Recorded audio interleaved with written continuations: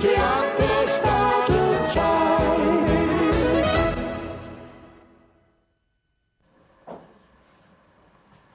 Mama? Ja?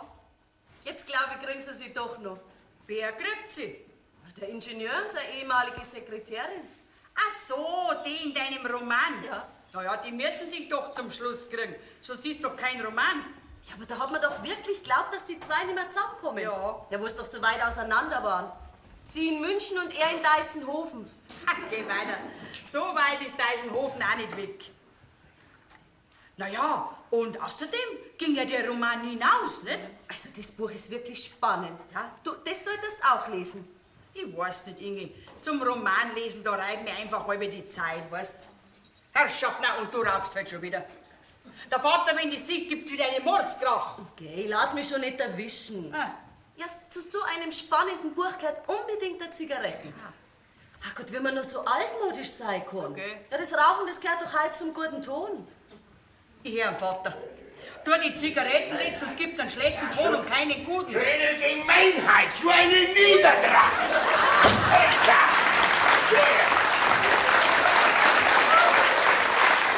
Die Wut könnt dann fressen.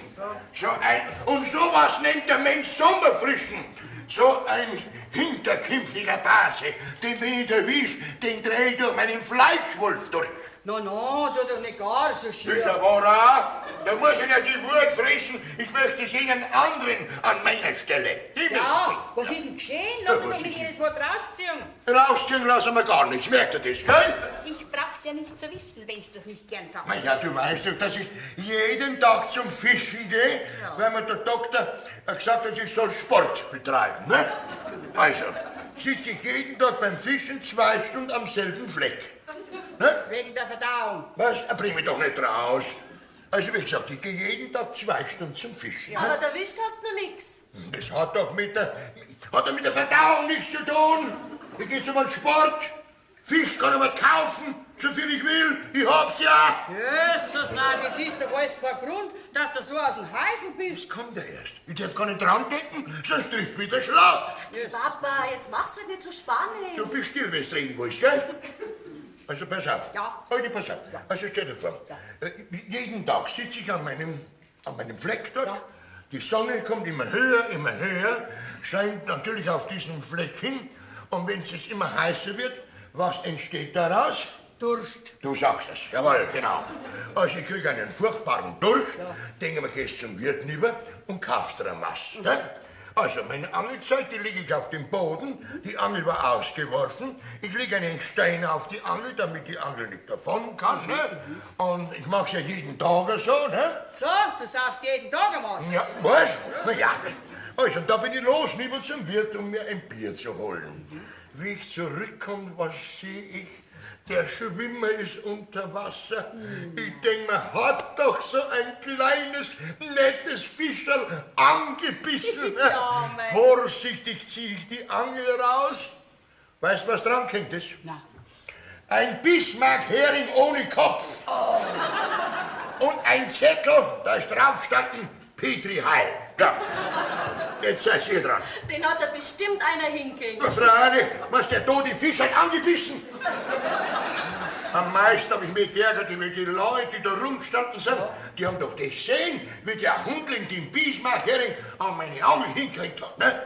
Naja, die Leute die haben natürlich gelacht. So hinterfotzig. Ne? Ich hätte am liebsten an ihnen die Gurgel umdreht, aber ich darf ja nicht. Ne? Ja, du, was hast du dann gemacht? Ja, was mir nicht gemacht haben. Den Fisch habe ich in den See geschmissen, hab mich klumpackt und bin gegangen. Hab den wenig erwischt, der das gemacht hat, dass ich zum Gespött von den Leuten geworden bin, mein Lieber. Ja, ob du den rauskriegst. Na, ich brauche nicht lang rauskriegen, ich weiß schon, wer das war. Das war der Maler, der wo unter uns wohnt. Der ist hinreichend verdächtig. Was, der Herr Ferber? Ja. Woher weißt denn du den seinen Namen? Von unserer Wirtin? Du hast von seinem Notnickel keinen Namen zu wissen. Aber geh, das ist doch so ein netter Mensch. Das ist freilich ein netter Mensch. Den ganzen Tag lasst er seinen Grammophonkasten laufen, ne? Geh, das ist doch ein Tonband. Was ist das? Ein Tonband. Hast du das gesehen? Das kennt man doch. Der Vater doch nicht. Ein Tonband kennt man doch von einem Plattenspieler weg. Ich nicht. Haben wir schon. Was? Also ganz egal, auf jeden Tag diesen Saukasten. Volle Musik, laut, das ist ja nicht zum Aushalten. Ja, mei, er liebt halt die Musik. Alle guten Menschen lieben die Musik. Nur die Bösen haben keine Lieder. Okay, wenn du da mich meinen sollst, dann lass dich nicht aus, gell? Ach, ist aber wahr. Ich kann einfach nicht verstehen, dass man sich über so ein Tonband so aufregen kann. Er hat's doch so leise eingestellt, dass wir da herin überhaupt nichts hören. Oder hörst du was? Nicht da. Draußen im Gang hört man's ganz deutlich. Auch nicht. Wenn man mit dem Ohr an seiner Zimmertür horcht, dann hört man es. Papa, Was? wer horcht denn an einer fremden Zimmertür? Ja, ich sehe das nicht ein, dass ein Mensch den ganzen Tag seinen Grammophon, oder wie das heißt, laufen lässt, diese Musik. Aber ich habe mich bei der Hauswirtin beschwert. Ja. Weißt du, was die gesagt Was hat? hast du gesagt? Na, ziehen's halt aus. Jawohl, ich sei sowieso ein störrischer Kurgast. Hat's gesagt? Ziehen's halt aus. Und hab ich gesagt, was, ich ausziehen? Sagt er freilich, der andere ist ja auch nur Kurgast, oder? Ja, siehst du das? Wenn man so unduldsam ist, macht man sich nur unbeliebt. Ja, was? Du, wenn du sowas machst, dann glaub ich's freilich, Was glaubst du freilich? dass er dir auch was antut, wenn du so boshaft bist. Der Herr Maler hat da gar nichts getan. Der geht dich überhaupt nichts an. So, das hätten wir wieder. Ja, auf das habe ich gewartet, dass du das sagst. Auf was denn? So, das hätten wir wieder. Mein Gott, das stimmt doch einer. Wer ist doch wohl noch sagen dürfen? Das Ne? sagst du am Tag 50 Mal. Das sag ich immer, wenn ich mit irgendwas fertig bin. Was soll ich denn sonst sagen? Irgendwas, bloß nicht das. Immer wenn ich das höre, dann meine ich beiß auf einen Zahnnerv. Okay, seit wann hat denn der Papa Nerven? Hast du was dagegen? Ich sag ja nichts. Auch wenn du nichts sagst, bist du schon boshaft. Freilich, ich bin ja auch deine Tochter. Aber nur der Abstammung nach. Innerlich bist du weit von mir entfernt. Da graust du ganz deine Mutter nach. Die hat es auch nicht, die hat mir nicht folgen können auf der Leiter des Erfolges. Gib nur Obacht, dass du nicht einmal daneben trittst auf der Erfolgsleiter. Ja, das musst ausgerechnet du sagen. Du bist ja schon von Geburt aus daneben treten. Das weißt du. Aber bitte, ich verzeihe dir. Du kannst halt die ehemalige Metzgerladensbesitzersgattin nicht verleugnen, ne? Das will ich ja auch gar nicht. Mir geht's ja nicht wie dir, dass ich mich meiner Herkunft schäme. Ne? Ach was. Du wolltest ja immer was Besseres sein. Und dabei schaut ja die Schweinsborsten bei alle Knopflöchern aus. Was sagt mir der Schweinsborsten? Ja. Könnt ihr das ein bisschen halten? Okay, jetzt derzeit nicht schon wieder streiten. Ist aber auch, deine Mutter kann es einfach nicht begreifen, wie sie vor sich hat. Einen 3-, 4-fachen Hausbesitzer mit einem eigenen Konto, ein Scheckinhaber. Ah, Oder? ja, gib nur recht an. Wer angibt, hat mehr vom Leben. Weißt du, Inge, da hat er schon dein Vater, aber da ist er manchmal hübsch klar beieinander. Hallo, gell? Wo sind wir denn? Da. Hey! Der Kiermeier Sepp war da. Der Kiermeier Sepp war da. Also so einen scherten Dosen habe ich in meinem Leben noch nicht gesehen. Das heißt, der Kiermeier Sepp wünscht aufzuwarten. Na, Was? na nicht warten. Einer will. Ja, Soll ihn jetzt einer lassen? einer lassen tut man einen Hund. Lerne mal eine Bildung. Du sagst zum Herrn Kiermeier, der gnädige Herr lässt bitten. So, Ja. der wird schön lachen.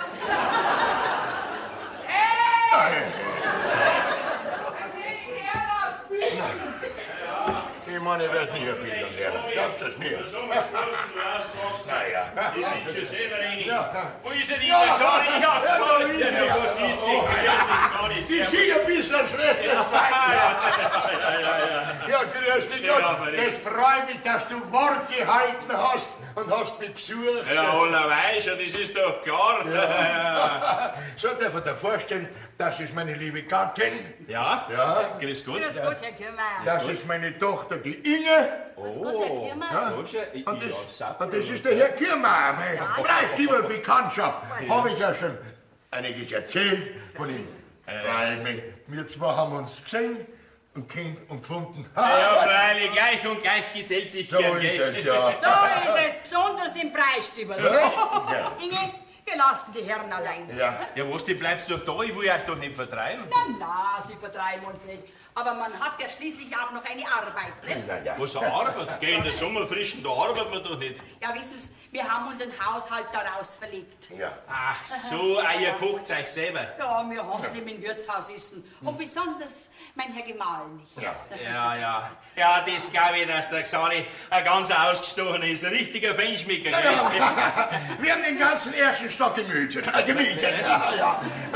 Wir sind ja den ganzen Sommer doch heraus. Ach so, ja. Bei dir ist ja wurscht, wo du dein Geld verbrauchst. So ist es. Da suchst du halt ein schönes Platz raus, Ja. da die auch an deiner steht. Ja. Also, unterhaltet euch recht gut. Ja, ist recht. Und wenn's was braucht, dann wird sich der Xaver schon melden. Ist schon gut, ja. Du, 2 Flaschen Bier kannst du uns rausschicken, gell? Husch, in den Busch. Die bringt euch dann die Inge aus dem Busch. Ja. Also, ich muss schon sagen, Sari, ein Leben hast du wie Gott in Frankreich. Ja. Leben tust das wie ein Fürst, verstehst du das? Na ja. Geld hast genügend Ja. und ein paar saubere Weiberleute um dich rum. Was? Eine Schiene wie die andere. Ja, also meine Alte kannst du ausklammern von der Schönheit. Alter, das ist doch ganz frisch. Schon, das ist der Wir Herr. werden doch auch nicht Schiene, oder? Naja, freilich, das nicht. Lala, So. wohl sein. Ah, ja, das ist ja bierlich. Schmal, du liebst. No. Ja. So, da ist der Herr. Ja, hier ist das Bin ich Bier, so was der frech? Bierli. Okay. Du, sag einmal, Ja? magst du Virginia? Ein Vecina? Ja. Ah, da sag ich natürlich nicht, ne? Ja, natürlich habe ich doch euch da. Da schau her, da sucht eine raus. Ah, dann bin ich halt so frei. Einen Aschenbecher haben wir auch. Ein Aschenbecher hast du, gell? Ja, da schau her. Da ist ja alles da bei dir, gell? So, Ein Feier Feuer, da habe ich auch. hast du? Aber rauchen tust du dann schon selber, oder? So, freilich, wenn du so gut. sind, gern. So, da lang. So. Jetzt. Dank der Rechte näher. Na, trinken wir gleich mal. Ja, das war eine Idee. Prost, Xari. Also nachher, Prost. So ist das Leben, du alte Fischhaut. Ja.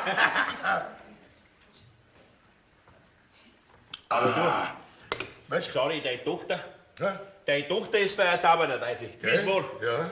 Hat schon Hochzeit, ne? Na. So pressiert's ja nicht, ne? Ja, du hast recht. Das glaube ich, die kann sich Zeit lassen. Ja. Die braucht bloß die Finger ausstrecken und schon hängt überall einer dran, gell? Ja, aber da bin ich schon dahinter, dass das zumindest ein ganz rarer ist, ne? Ja, da hast du ja. auch recht. Ja. Also, trinken wir wieder. Also nachher, Prost, Prost. Charlie. Schwärmen wir's ab, oder wie die Norddeutschen sagen, schweiben wir es hinunter.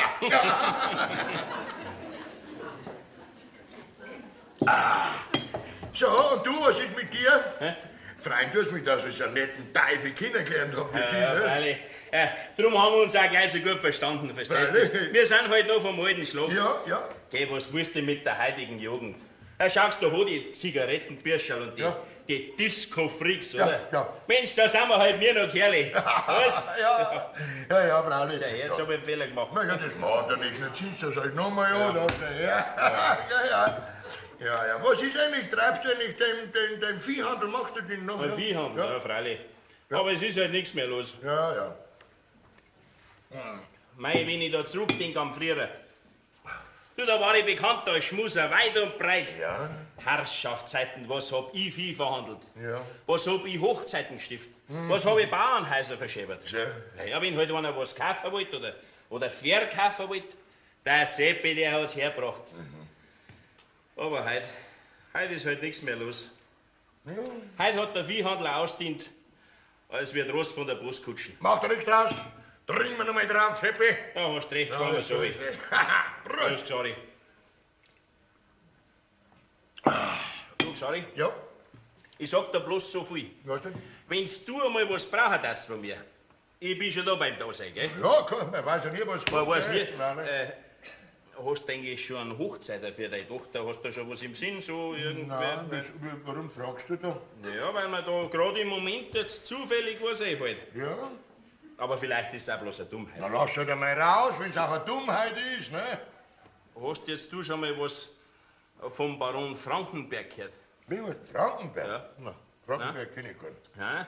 Im Niederbayerischen haben sie einen Stammschloss Da drin. komm ich ganz selten runter. Kommst nicht runter. Ja, richtig Schloss und viel Grund dabei. Ja. Aber da schaut es halt besser aus. Aber wenn ich bald was Geschichte, glaube ich, können sie es nicht mehr lange da halten. Meinst Erst vor kurzem war ich wieder drunten. Ja. Ja, da habe ich mit dem alten Baron unterhalten. Weißt du, ist ein Alter da und ein Junge. Aha. Der Junge, der war jetzt gerade so heiratsfähig. Ja. Dann haben wir mit dem Alten unterhalten. Weiberleut ist eigentlich keins im Haus, fällt mir gerade ein. Ja, so eine alte Wirtschafterin halt. Und der Alte hat mir sein Herz ausgeschüttet und sein Leid geklagt. Sagt der Seppi, wir brauchen halt eine Frau, die so viel mitbringt, dass wir uns wieder gesund machen könnten. Sonst geht's in Gromenge. Sagt der Herrgott Seppi, du kommst doch weiß gut wie weit rum. Weißt denn du nichts Passendes? Dass wir wieder uns gesund machen könnten, verstehst du das? Ich sage, das müssen halt eine Adlige sein, nicht? Ja, eben. Ja, und zu solchen Leuten habe ich überhaupt keine Verbindung. Nein, sagt er, adlig muss nicht sein. Ein Geld muss es haben. Ja? Ja, freilich, wenn mein Sohn heiratet, dann wird sie ja adlig, wird sie Frau Baronin. Aha, ne? das ist ja, Ja, eben. Ja, Du bist mir jetzt du eingefallen. Ich bin, Ja, ja. ja. Deine Tochter, die war doch schaffen für eine Baronin. Fest ist so ein Geld hat's, nicht? Ja, du weißt ja, jetzt ein Geld, mein Lieber. Was? Ein Vermietshaus und ein Bankkonto, das, was sich gewaschen hat. Ja, also, das war doch was für den alten Baron. Ja, aber Du, und deine Tochter, die kannte man direkt vorstellen als Schlossherrin. Hä? Seppi. Was? Meine Tochter, Frau Baronin. Hä? Also du, ich will dir was sagen, das, wenn du fertig bringen würdest, ich mein, Hä? das darf mir viel was kosten lassen, gell? Nein, Das- nein, nein. Nein, Schmarrn, Seppi. Was? Nix. Das mache ich aus Freundschaft. Das ist ja her. Ja, ja, da verlange ich nichts. Na, das ist ja her. Nur meine Unkosten halt. Unkosten? Ja, wie hoch waren die Unkosten? Ja, ich hab halt so an 2000 Mark Ding. Ne? Ja, das geht gerade. Ja, und wenn's dir recht ist, dann rede ich noch mal mit dem Das Baron. war mir am liebsten, wenn du so schnell wie möglich reden tätst. So schnell wie möglich. Ja, natürlich. Wenn's du willst, ich kann gleich morgen fahren. Morgen war ganz gut. War gut? Da kommt uns keiner dazwischen. Merkst Ah, da hast du recht. Xari, du? Was? Prost auf ein gutes Gelingen. Ja, das sagt man. Weißt du was? Dann fahre ich gleich morgen mit dem ersten Zug. Mach das, Baby. Und wenn die Geschichte in Ordnung ist, komme ich wieder und sag dir Bescheid. Ja, lass nicht ausschauen, dass alles klappt, gell? Sowieso? Ja. Xari, vierte. Vierte Gott. Und danke dir recht schön für deine Gastfreundschaft. Ja, gell? ist sogar, ja. Also, Was dann machst schauen du wir das Geld mit 40 und? Haha, das wäre meine Tochter. Eine Baronin. Eine Frau Baronin. Das war was. Herrgott, das, wenn möglich sein könnte. Warum soll das nicht möglich sein? Wir haben's ja, oder? Haha, Das hilft mir wieder. Das ist mir abgegangen dann, gell? Was denn? Ist der Spezi schon fort? Ja. Hat sie aber schnell wieder verzogen, Der ha? hat was zu erledigen für uns. So. Verstehst? Für uns. Für uns? Ja, aber das geht ja vorläufig eigentlich noch nicht an, gell? Ja, du, der wird doch nicht wieder mit dem Viehhandeln anfangen, oder? Nein, wir handeln jetzt mit was ganz anderem. Wir handeln jetzt mit Baronen. Verstehst? Mit Baronen. Na, das verstehe ich jetzt nicht. Ja, da kommst du nicht drauf. Also, na, ich gehe vom Abendessen jetzt ein bisschen spazieren noch, gell? Für der Gott weiß, ne? Bitte gut, für Ja. Die geborene Baronin.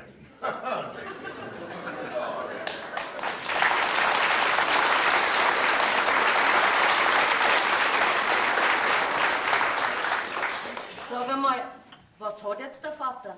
Möchte er mich jetzt mit der Baronin da blecken? Okay, du kennst doch am Vater, wie boshaft der halber ist. Da musst du nichts denken. Du, ich gehe jetzt nicht zum Abendessen einkaufen, gell? Ist recht dabei. Für die Mama. Baronin, sagt er zu mir. Geh, so schau ich auch wieder nicht aus. Nicht zuziehen, Fräulein Inge. Sie nehmen mir die Aussicht. Ja, Herr Ferber, wie kommen denn Sie auf unseren Balkon? Für einen Sportler kein Problem. Ja, und was wären Sie auf unserem Balkon? Keine Angst, nichts Böses. Kein Raubüberfall. Ich möchte nur Ihr Bild fertig machen. Was für ein Bild? Das? Ja, wann haben Sie denn das gemeint? Ich bin Ihnen doch gar nicht Modell gesessen. Doch, doch. Sie haben es nur nicht gewusst. Sie sind da herin-gesessen und ich habe draußen gezeichnet. Ja, das ist gut. Das ist sogar sehr gut. Ich meine, ich weiß ja, dass Sie Maler sind, aber gesehen habe ich von Ihnen noch nie was. Naja, kennen tun wir uns aber zwar nur aus der Ferne und dabei wohnen wir in einem Haus. Eigentlich schade. Ja, und warum zeichnen Sie mich? So zum Zeitvertreib? Nein, nein, ich male an einem großen Gemälde. Frühlingssymphonie nenne ich's. Und in diesem Gemälde sind Sie die Hauptfigur.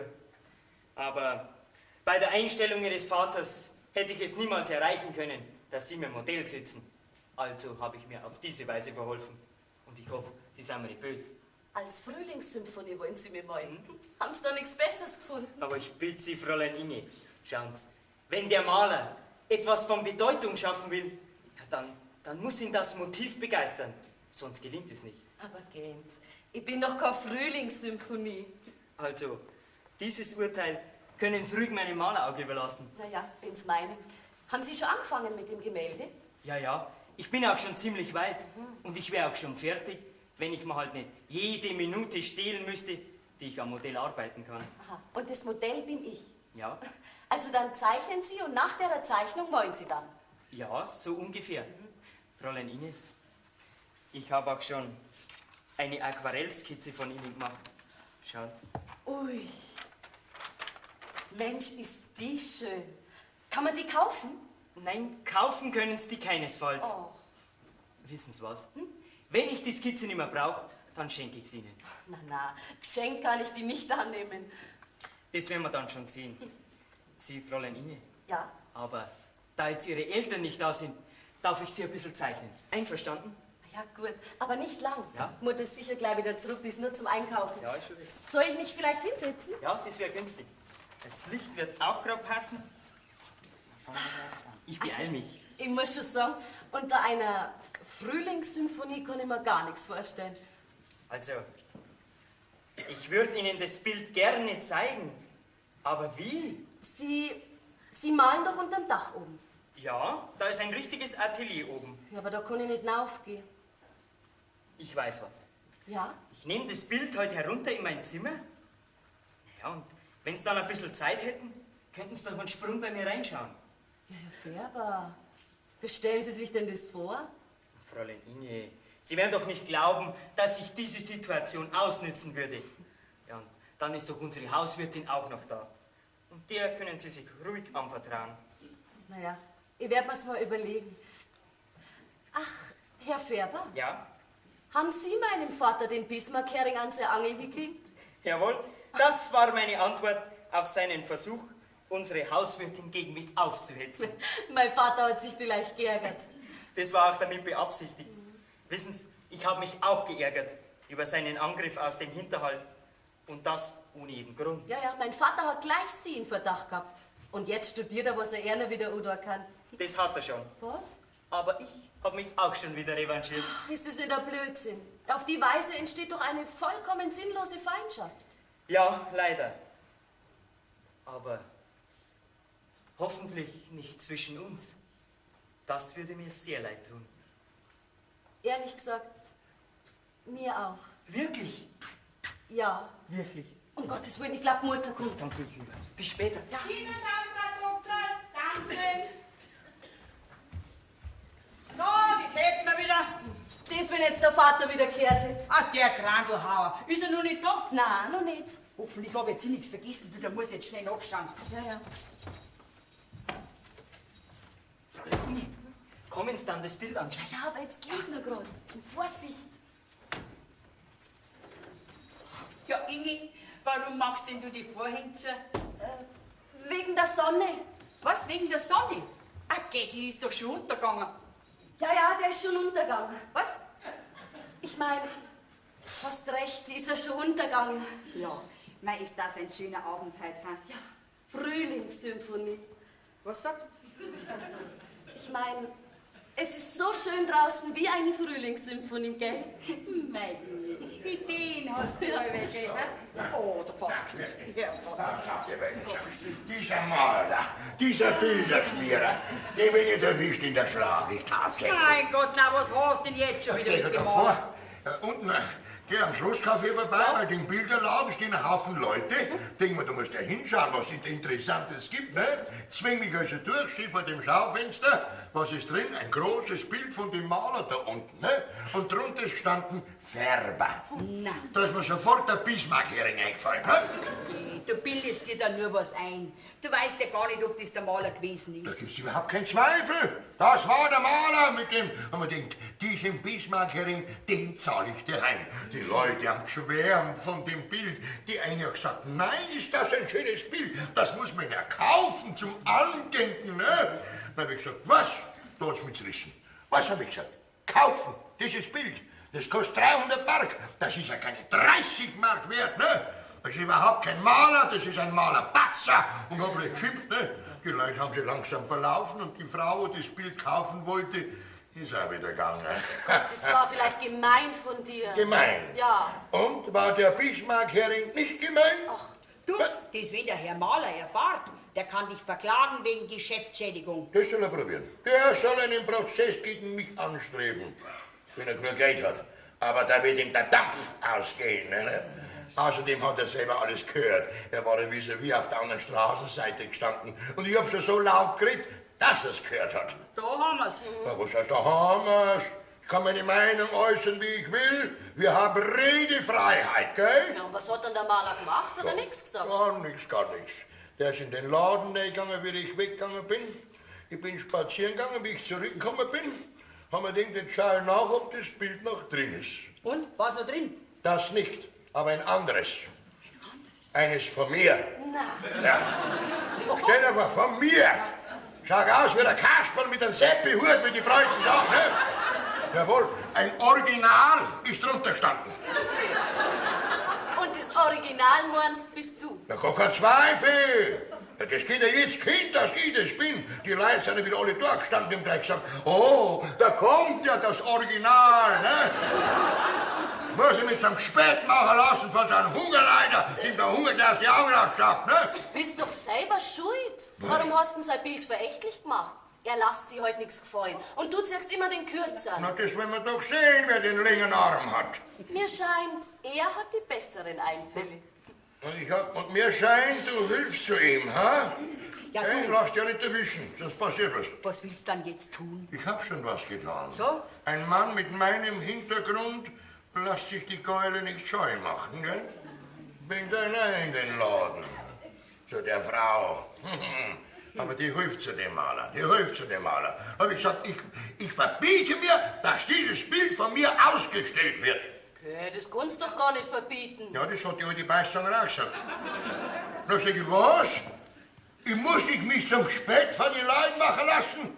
Mich da ausstellen lassen als Hans Kasperl? Dann hat sie gesagt, nein, das wird ausgestellt, als Original. Und dann bin ich bei geworden. Mein Lieber.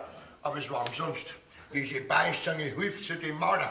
Das wundert mich überhaupt nicht. Schließlich ist sie Kunsthändlerin und hält zu den Künstlern. Künstler, das will ich schon her. Ich möchte nur wissen, wann mich der gemahlen hat. Bin doch dem nie Modell gestanden, oder? Tja, Mei, es gibt eben Maler, die sind so begabt, wenn die ein Modell einmal gesehen haben, malen sie es aus dem Gedächtnis. Was? Ja, du, ist jetzt das Bild noch drin im Schaufenster? Nein, das ist nicht mehr drin, Wieso? weil ich es gekauft habe.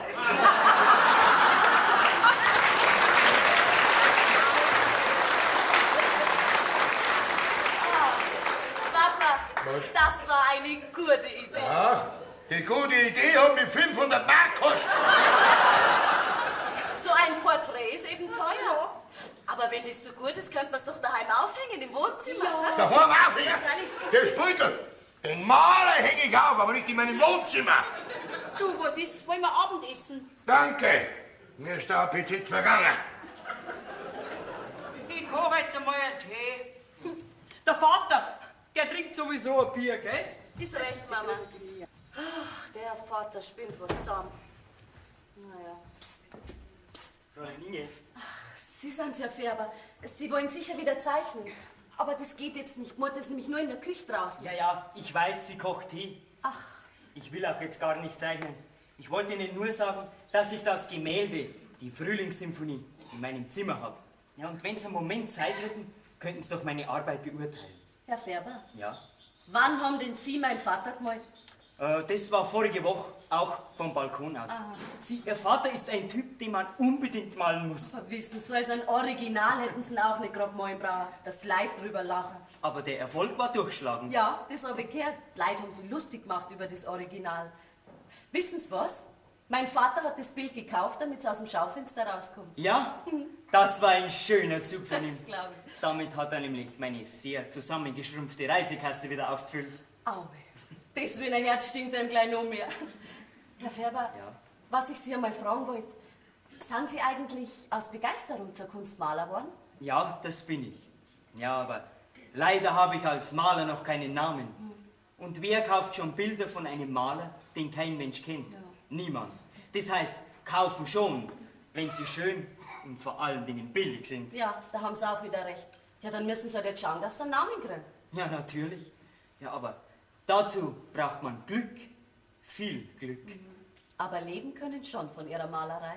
Es geht. So manches Bild muss ich halt für Butterbrot verkaufen. Ach, Sie bräuchten halt eine Frau, die so viel mitbringt, dass Sie sorglos leben könnten, bis Sie einen Namen haben. Oder wollen Sie nicht heiraten? Ja, doch.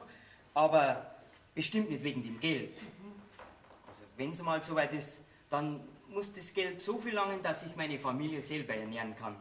Ja, wenn aber jetzt die Frau, die Sie gern haben könnten, zufällig Geld hätte, wäre das dann ein Ehehindernis? Schauen Sie, Fräulein Inge, ich weiß doch gar nicht, ob mich ein Mädel, ob arm oder reich, überhaupt haben möchte.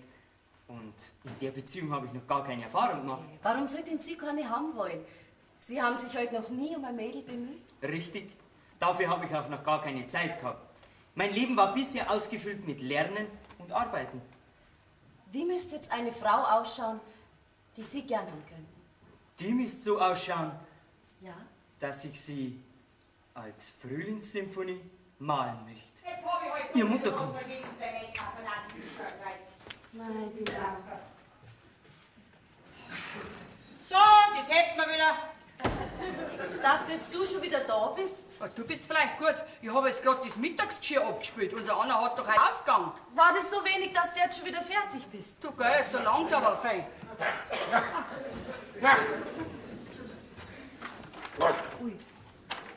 Na, mir scheint, deine Laune ist noch nicht besser. Das kann man nicht sagen. Mein Gott, na was ist denn jetzt schon wieder?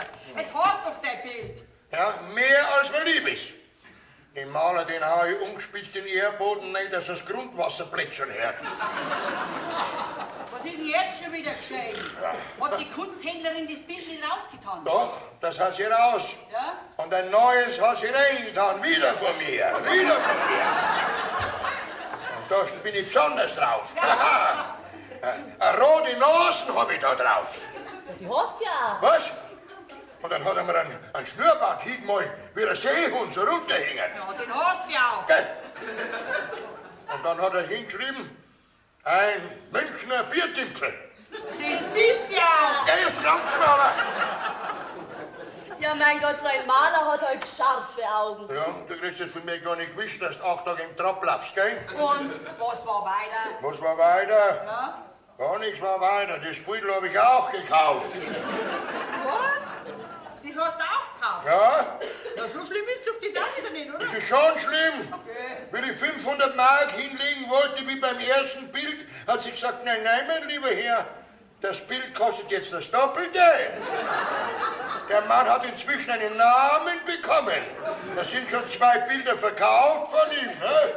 Muss ich der Krucker tatsächlich 1100 Mark hinblättern. Ja, Mai, jetzt hast du es wenigstens. Na, da habe ich was. Für den Ofen rein. Teures Heizmaterial. Papa, du wirst doch die Bilder nicht verbrennen. Der Aufhänger wäre es.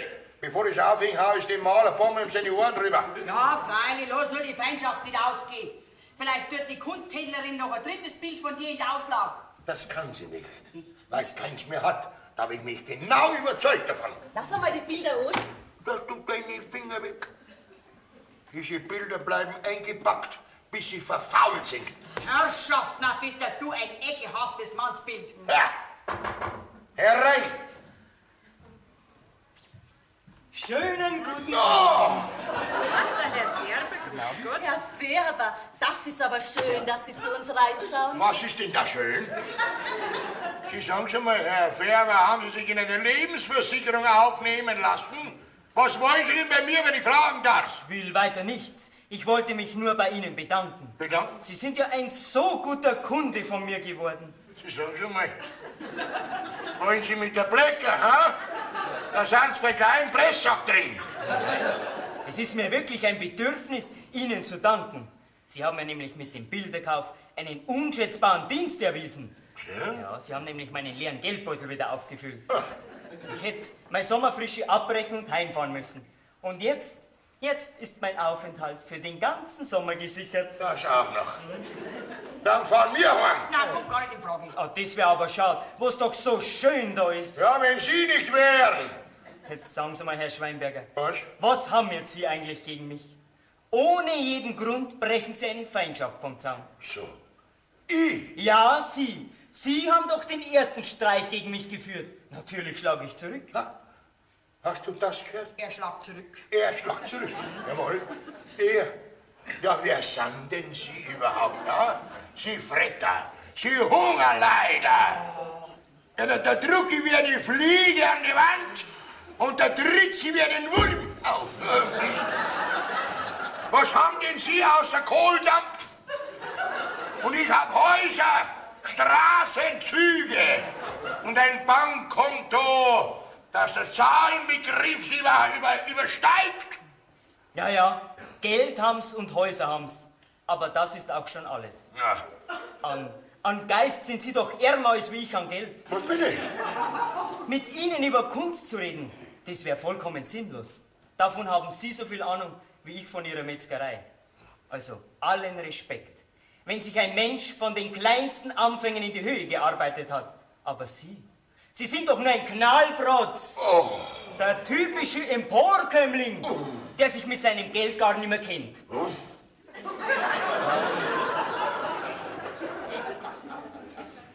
Es reißt mir aber. Jetzt red ich. Oha. Aus reiner Angeberei haben Sie Ihre Bosheiten gegen mich angefangen. Aber ich fürchte Sie nicht mit all Ihrem Geld. Sie haben einen Krieg gegen mich angefangen? Gut, ich bin dafür bereit.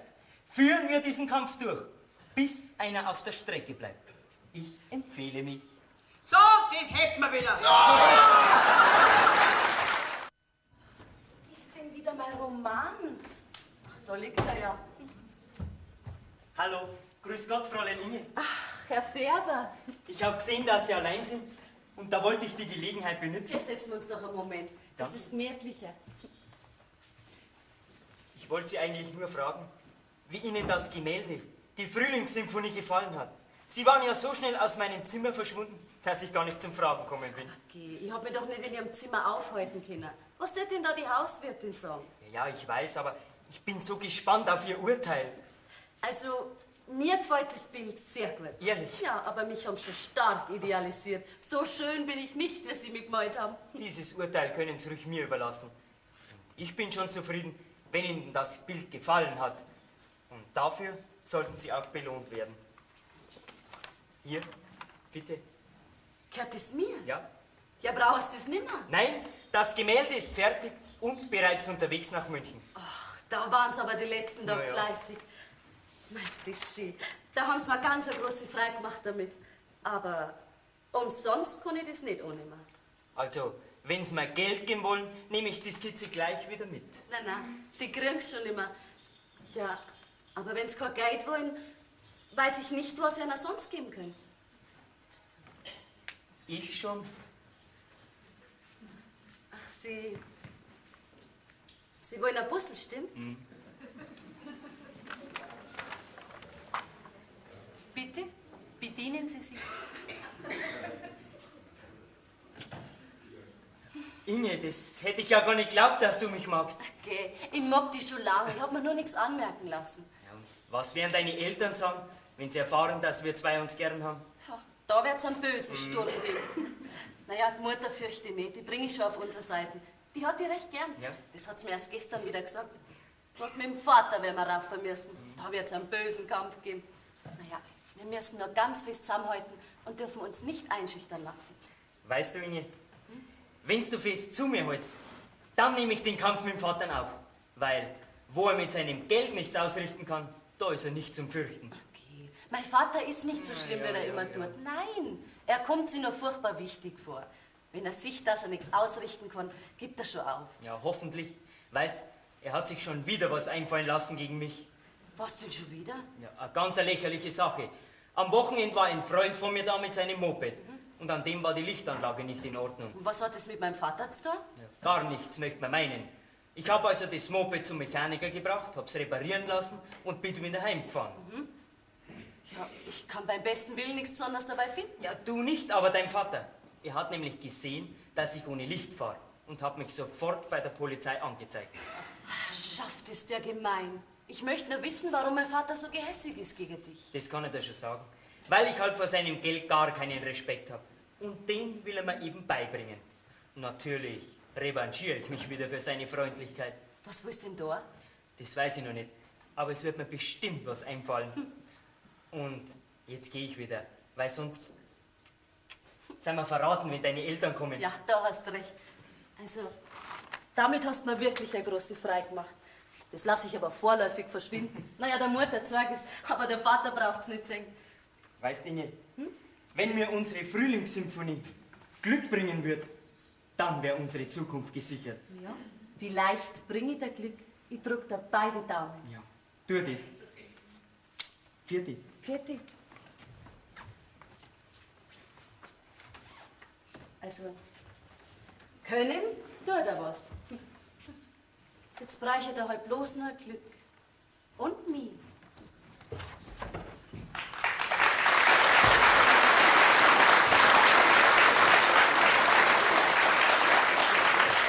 Oh, das hebt man wieder. Inge! Ja, Mama? Du, Inge, war jemand da?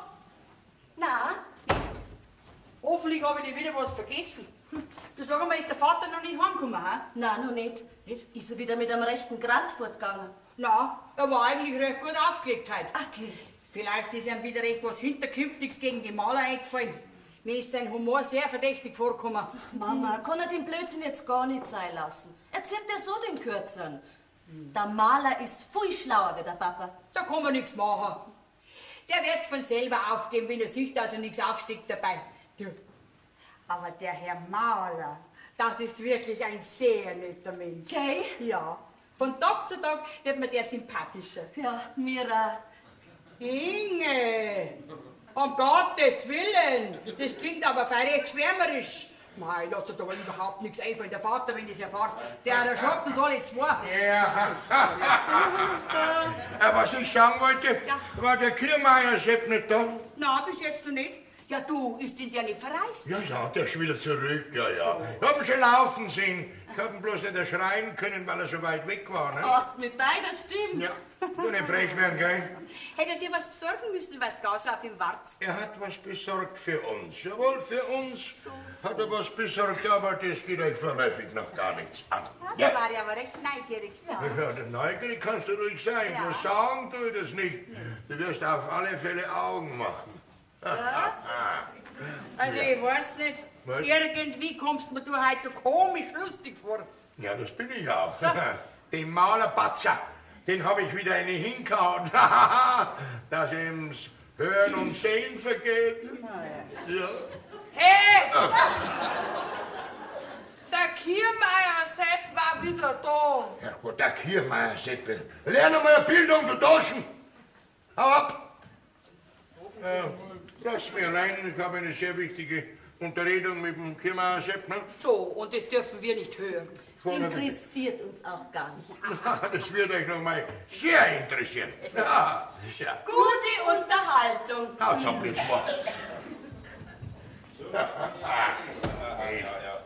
Johnny, grüß dich, da bin ich wieder. Aber Ja, grüß dich, Gott sei Dank. Und? Ist alles gut abgelaufen? hä? Gut schaut's aus, Gut es schaut's macht aus. sich, es macht sich so Na, wieder. na, Ja, wenn ich das so Das war, geworden, ja. Ja, schon noch. Und was hat sich getan? Ja, Bitte, der erzähl. Handel mit dem alten Baron, der ist so gut wie gemacht. Was heißt mit euch und der Junge? Der Junge, der hat doch nichts zum Reden. Was? Ah, was, der macht das, was der Alte sagt. Ja? Ja. Ja, jetzt erzähl, ich bin ja schon so neugierig. Jetzt komm. Ja, da gibt's nicht viel zu erzählen. Also, ich bin halt Robin, hab dem Baron alles expliziert, was Ja. bei dir so vorhanden ist, Ja, an ja. Häuser und da und so weiter und so natürlich. fort. Ja. Und was dein Dirndl natürlich für ein Prachtmädel ist. Sowieso. Und dass ich geschaffen war für eine Baronin. Oh, natürlich. Und was war? Er war sofort Feuer und Flamme. Naja, Ja, und auf mich hat er gesagt, die Sache ist gemacht. oh, die Sache ist gemacht. Ja. Und wenn der Baron sagt, die Sache ist gemacht, dann ist es also dafür Kinin. Na, das haut ja hin. Weißt du, was er mir hat? Was möchtest du denn? Ein Bild von deiner Tochter für seinen Buben. Ein Bild von meiner Tochter. Ja, freilich. Ja, was? Weißt du was? Ja. Ich lasse meine Tochter malen. Das ist die Idee. Jawohl, weil Fotografie schaut nicht gut aus für einen Baron. Richtig. Aber so ein Bild in Essig und Öl, Was? das sieht doch was klein. Ja, natürlich. Das sieht doch ein Baron sofort, dass bei uns was da ist. Ne? Ja, da hast du eigentlich gar nicht so unrecht. Ja, ne? Ja, bei dir im Haus drunten, da wohnt doch so ein Kunstmaler. Was? Nein, Ja. der kommt nicht in Frage. Nein. Da, in München sind genug Maler und ums Geld macht's ja jeder. Ja, sag einmal, magst du nicht den Hausgenossen? Nein, den mag ich schon gar nicht. Ne? Nein, lieber zahle ich einen doppelten Preis. Ne? Weißt du was? Wir zwei fahren nach München. Okay, das brauchst du gar nicht. Nicht? Okay, sorry, das kann man doch alles telefonisch erledigen. Meinst? Ja, meinst, ja, selbstverständlich. Ja, jeder Maler hat doch heute ein Telefon, oder? Wenn es nicht gesperrt ist. Ah ja, da hast du recht, ja. Weißt du was, wir gehen jetzt in die Post runter, Ja. lassen wir uns das Münchner Telefonbuch geben, Aha. suchen wir die ganzen Kunstmaler raus und rufen uns der Reihe nach durch. Ach, du bist ein schlaues Kind. Na ja, da schon, das Da gehen packen wir wir. gleich unter auf Post. Ja. Du, Hartgott, meine Tochter, Frau Baronin, gell? Du, sag mal, Seppi, kriege ich da auch einen Adelstitel? Du, Ja? sorry, du doch nicht, bloß deine Tochter. Nee, Ach, das geht ist doch aber ganz schon. gut. Jetzt haben wir es.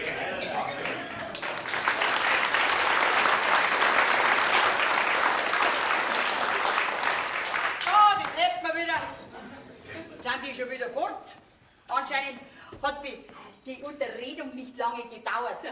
Ach, ich möchte nur wissen, was der Vater so Wichtiges mit dem Kiermeier hat. Du, der gefällt mir gar nicht. Ich glaube, dass das ein ganz hinterkünftiger Loder ist. Dem ist der Vater sicher nicht gewachsen. Am Ende liegt er nur rein. Ach, von mir aus. Meine Sorge ist es nicht. Der Vater ist doch selber so gescheit. Ja, meint er. Ja, vielleicht bringt er seinen Kopf einmal richtig ein. Jetzt reinlegen, glaube ich, kann dem Vater so leicht keiner. So blöd ist er auch wieder nicht. So, das hätten wir wieder. Was hätten Das hast du jetzt an meiner Stelle gesagt, ne? So, Ja.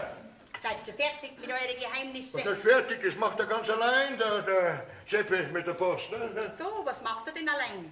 Und auf der Post, na schon, das geht dich vorläufig nichts an. Dann brauche ich es nachläufig auch nicht zu wissen. Ja. Ingi, ich gehe jetzt auf den Sprung zu der Frau Dr. Eberl, gell? Ja, bist du krank? Nein, wegen dem Strickmuster. Du alter Grandelhauer, du alter... Ja, stricken musst du. Ihr Weiber. Stricken, häkeln, Fäden spinnen. Ja, ihr weißt ja. Und wir Mannsbrüder, wir sind die Fliegen, die wo sich dann in diese Fäden verstricken. Ihr weißt schon. Du kannst dich beklagen, Vater. Ja, ich glaube. Du, Inge, sag einmal, wie alt bist du eigentlich jetzt? Sag einmal, weißt denn du das nicht? Na ja, schon, aber so genau weiß ich es nicht mehr. 25 werde im Oktober. 25, schönes Alter, wirklich ein schönes Alter. Und da könntest du doch jetzt einmal dran denken ans Heiraten, oder nicht? Freilich.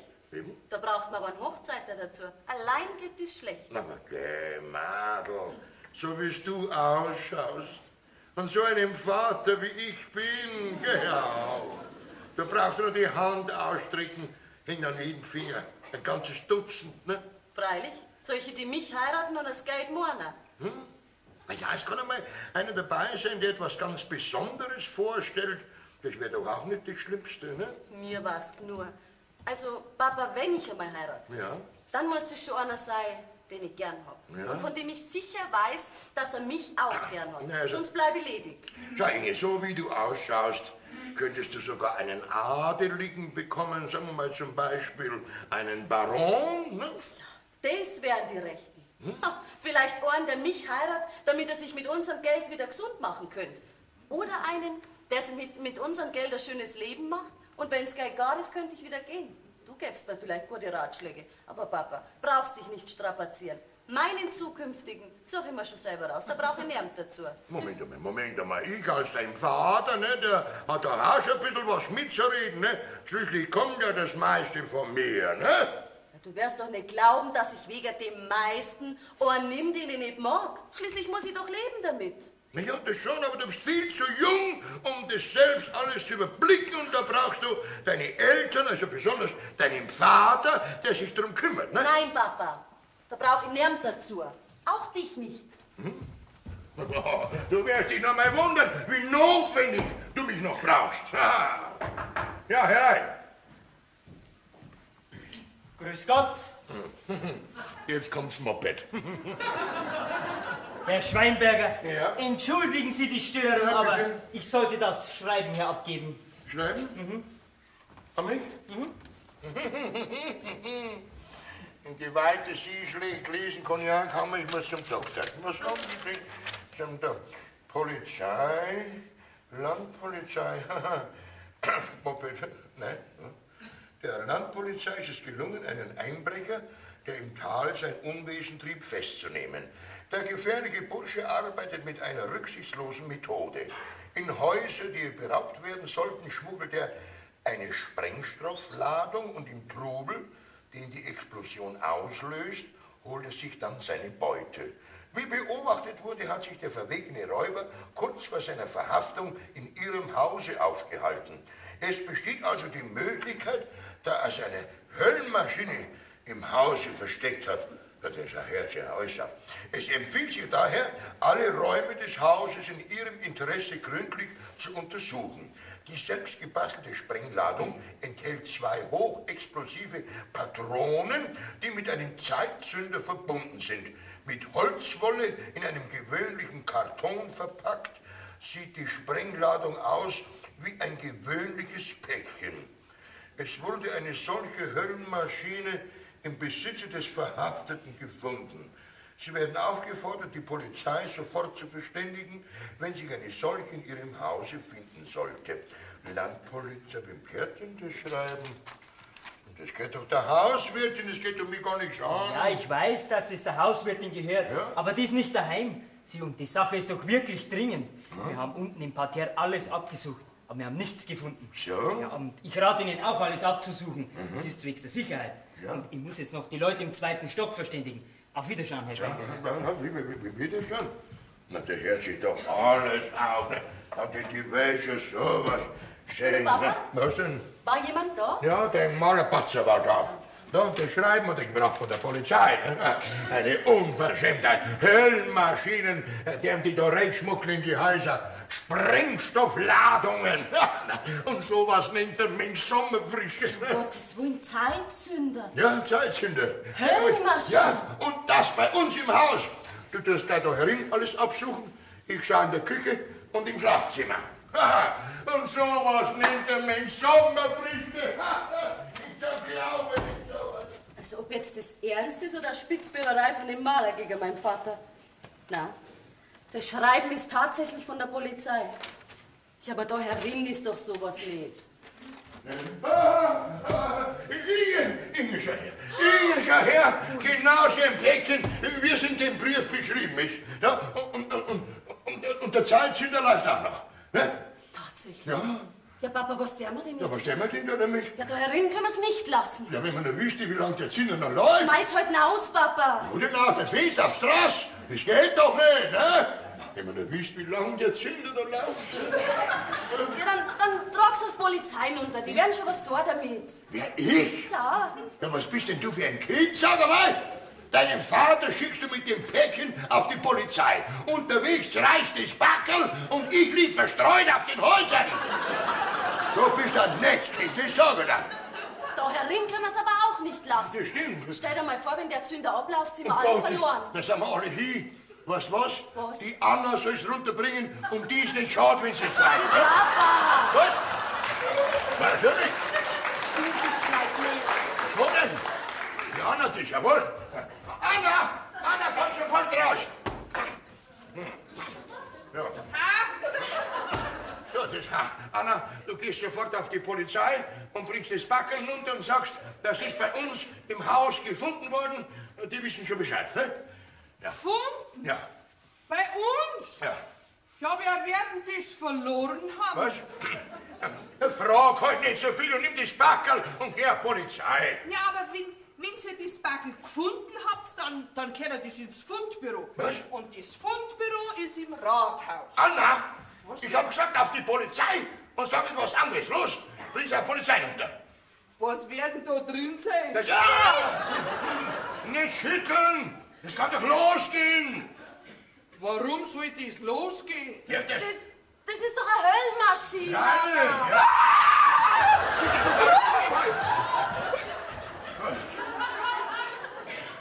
Aha! Was denn?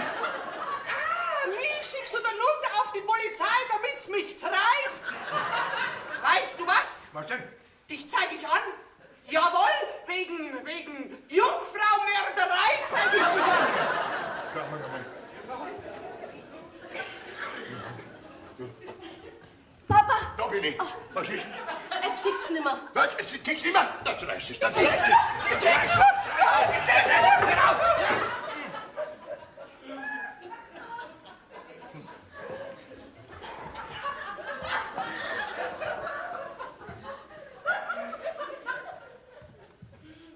Komm, Mehl, das tickt doch noch. Es hat aber nicht mehr tickt. Dann hat es halt jetzt wieder angefangen. Ne? Sag mal, spielst denn du, ha? Vorsichtig. Ja, vorsichtig. Ja.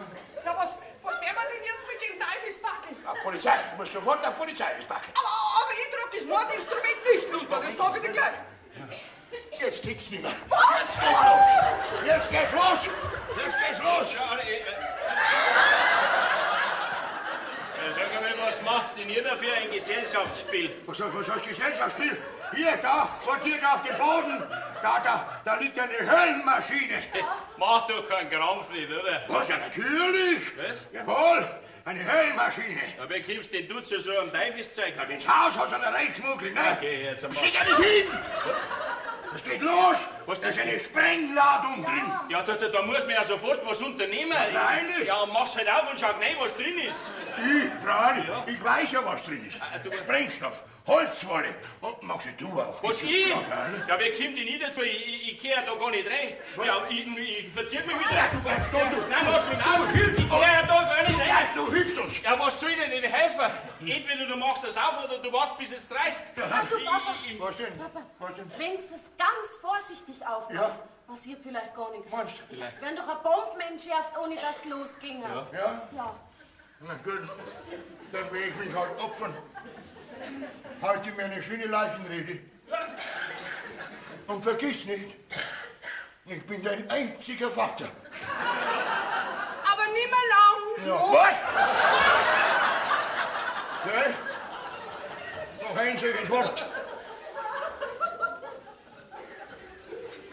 Na, ist er. Halt! Was ist denn? Lass mich zuerst in die Deckelung gehen. Ja.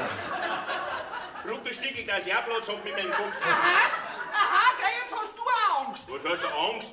Angst habe ich nicht, aber ein bisschen Schiss, weißt du? Ja, und am Kopf bin ich so empfindlich. Außerdem klang's ja schon, wenn's einen Arm wegreißt, nicht? Ja, Freilich.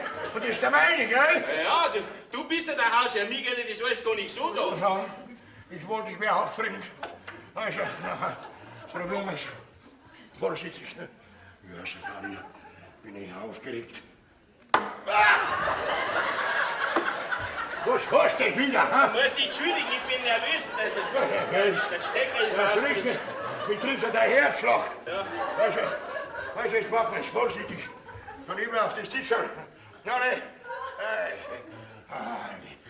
Vorsichtig.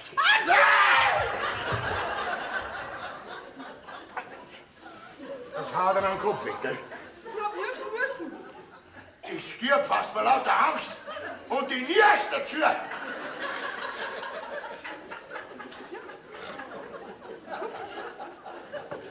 Also, machen wir's auf. Vorsichtig. Achtung. Fertig.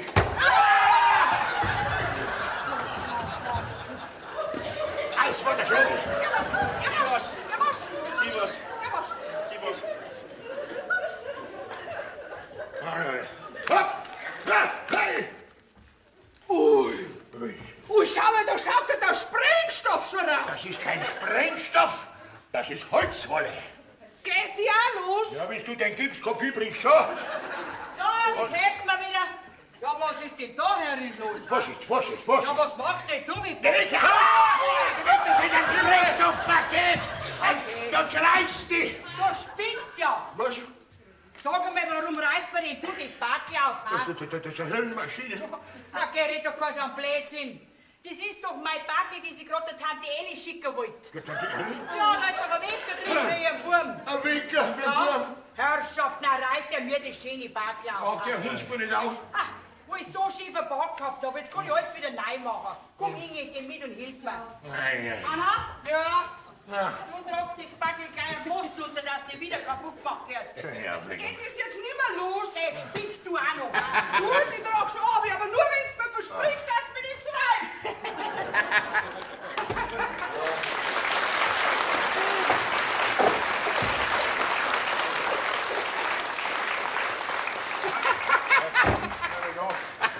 Du kannst dir die Leute lachen.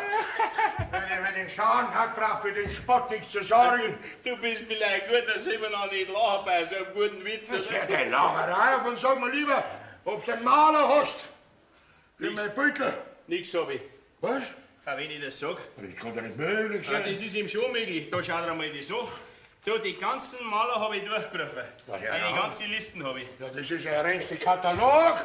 Ja, freilich. Ja. Und keiner hat Zeit. Ja. Der eine ist überhaupt nicht daheim. Der andere ist vorgefahren. Der andere mag nicht. Der nächste hat gesagt, der macht bloß Landschaften und keine Porträts. Ausrichten habe ich gar nichts können. Das stimmt doch nicht, dass von diesen ganzen Malern nicht einer dabei ist, der meine Tochter malt. Ja, wenn ich das halt sag, schau her, Was? als letzten habe ich den Professor da angerufen. Ja? Der war auch nicht daheim. Ein Weiberleut war im Haus und hat gesagt, der Professor war da im Ort bei uns. Bei uns? Ja, freilich, auf Kur und da im Bahnhofshotel wohnen. Im Bahnhofshotel? Ja, Bahnhofshotel? dann lauf doch sofort rüber. Ja, du bist vielleicht gut, so gescheit war ich da auch. Und? Bin schon dran gewesen beim Herrn Professor. Ja, wirklich, ha? Ja, ja, du, da bin ich vielleicht angekommen. Warum denn? Ja, was hat er gesagt? Ich soll die Tochter von so einem krisenwahnsinnigen Emporkömmling malen.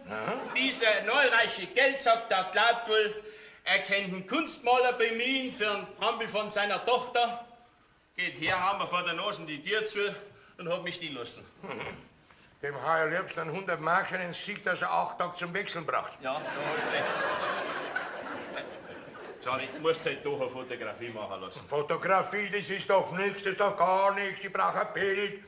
Ja, du hast recht. Ja, und wenn du es doch vielleicht mit dem Kunstmaler im Haus probierst? Nein, das mag ich nicht. Ja, hast du schon geredet mit ihm? Nein, ich hab noch nicht gekriegt mit dem. Ja, na probier's halt. Nein, ich mag nicht. Der tut mir doch alles mit Fleisch. Der hat bestimmt dieses Sprengstoffbackerl, hat mir der auch ins Haus geschmuggelt. Sari, vielleicht wird er friedlicher, wenn's dem du was zum Verdienen gibst. Verdienen? Ja. Dem habe ich schon genug zum Verdienen gegeben. Ach so, du hast schon malen lassen bei ihm? Mein Lassen ist gut, ja? Ja, na also, da kann er nix. Ja, er kann sogar mehr, als mir lieb ist, ne? Ja, na also, na da ist halt probieren, ist doch ganz einfach. Meinst du, was geht und unterm Fragen, sei so lieb, ne? Was, ich? Ja? Aber geh, Sari, das ist doch nix. Es ist doch viel gescheiter, du fragst ihn, wenn du schon bei ihm hast arbeiten lassen. Ja, arbeiten lassen ist gut, ja. Mir wird schon nichts anderes übrig bleiben. Anna! Anna! Anna? Ha? Herauf mit deinem blöden Haar. Anna, du gehst jetzt runter zu dem Maler und sagst, er möchte bitte zu mir raufkommen, ich habe was Dringendes mit ihm zu besprechen. Aber schnell, komm, sonst mach ich dir Fürs. Ja, Moment einmal, gell? Was denn? Ich hab schon 2 und die 4 klangen mir. Weil wenn ich noch mehr 4 hätte, dann müssen die auch noch mehr arbeiten. Aber einer gebe ich einen guten Rat. So, was denn? Wenn du noch mehr Dienstmädel suchst, nimm dir gleich einen 1000 Viertler, das ist viel gescheiter.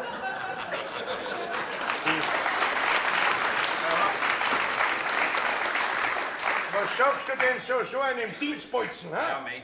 mei. Wenn du mit dem Kunstmaler da verhandelst, da brauchst du ja mich nicht, gell? Ja.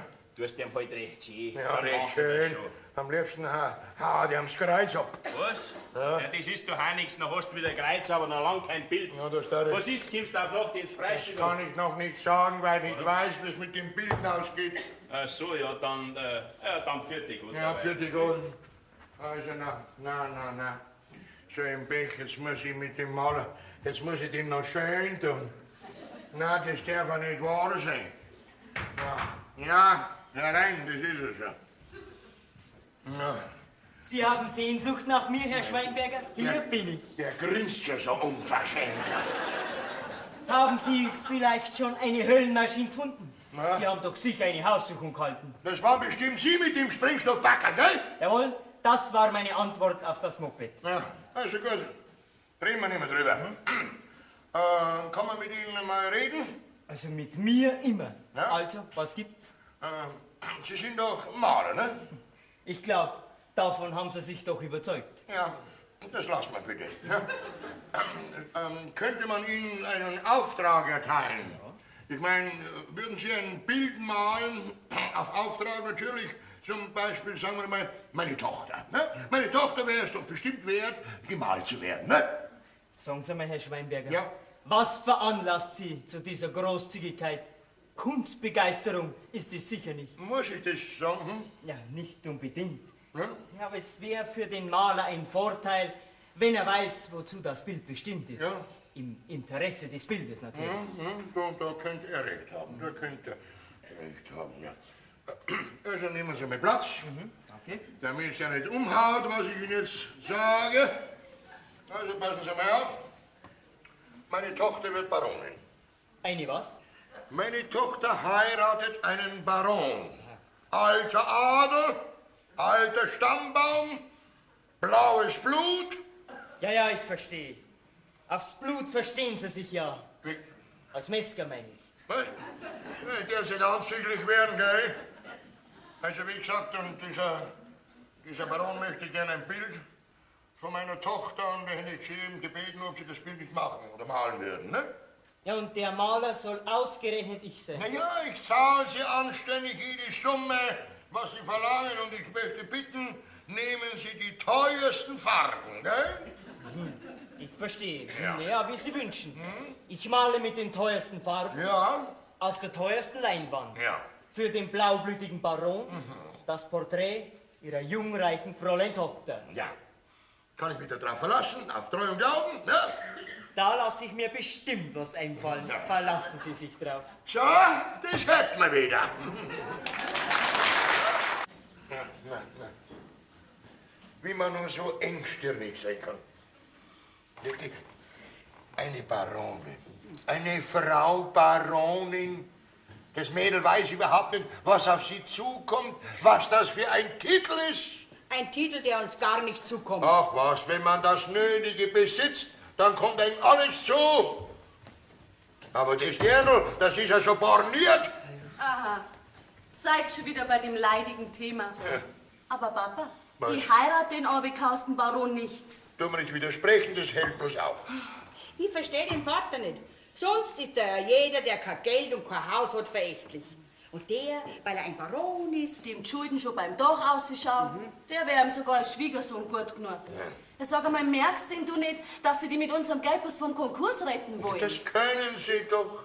Wir haben's ja und du wirst Frau Baronin. Ja, da wäre ich schon was. Aber da ist alles Reden umsonst. Ich heirate den Baron nicht. Ja, das werden wir noch schon sehen. Wo gehst du überhaupt hin? Ja, zum Baden bei dem Du Wetter. kannst du deine Füße daheim waschen, gell? Du bleibst da, weil der Maler kann jeden Augenblick kommen und du wirst gemalt. Dagegen das Malen habe ich ja nix. Aber der degenerierte Baron kriegt das Bild nicht. Ja, was meinst du, für was ich die malen lasse? Ich lass mich mal nicht, du. Ja, und wer zahlt denn? Es schafft da ja kein Mensch. Hey, Na, einmal, hey. der Maler, der möchte jetzt... Wünscht aufzuwarten. Na, malen möchte er. Ja. Also, wir lassen malen. Wir lassen bitten. Gut. Warte mal. Danke. Grüß Gott allerseits. Ja, guten Tag. Frau Schweinberger, meine Verehrung. Ja, Fräulein Inge. ja, So. ja.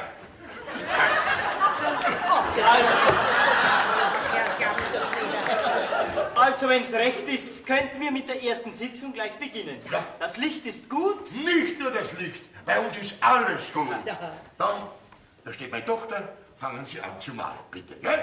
Ich bin schon da. Ja, also ein Mädel wie Fräulein Inge würde ich auch ohne Geld malen. Ja, das kann ja nicht so passen. Na, nächster ein Mann wie ich, der was hat, der lässt sich nicht schenken und gar nicht von jemandem, der nichts hat. Aber Herr Schweinberger, es muss doch arme Schlucker auch geben. Sonst würden ja Großkapitalisten wie Sie gar nicht auffallen. Ja? Sie lieben mir Geld und ich meine Kunst. Ja, aber mein Geld ist mir lieber. Ja. Außerdem bekommt meine Tochter mal eine Aussteuer wie eine Fürstin. So, ja, ja. Ja. Wenn sie diesen Baron heiratet. Ja, ja. Und sie könnte diesen Baron gar nicht heiraten, wenn ich's da nicht hätte. Ne? Ja, wenn da genügend da ist, Ja. braucht er da oben nicht mehr viel sein. So, was? Der sie wieder anzügig werden, gell? Und Fräulein Inge, mag sie diesen Baron? Was heißt mag? Was ich mag, mag auch meine Tochter. Sonst wäre ich betzig. Also mit der Reederei wird kein Bild entstehen. Sehr richtig. Also fangen wir zum Malen an, gell? Recht, dann fangen wir an. Ja. Herr Schweinberger. Ja, bitte? Ich wäre Ihnen dankbar, wenn Sie uns allein lassen würden. Ja, da. Was? Ah, der ist gut, der schmeißt mir aus eigener Bude hinaus, ha? Ja, freilich, das muss man doch einsehen. Ja. Bei so einer Arbeit muss man ungestört sein, ne? Ja. Wenn das Bild was werden soll. Genau. Gaffel, komm. Ja, gehen wir. gut, ja. Ja. Es ist im Interesse des Bildes, Herr Schweinberger. Ja. Also, darf ich bitten?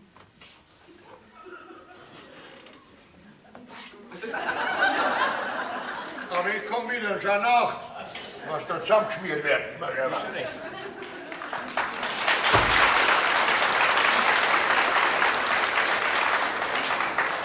So, Inge, dann fangen wir an. Mit oder ohne Bademantel? Also, wenn du mich schon fragst, dann wären wir natürlich lieber ohne. Gut. Wow.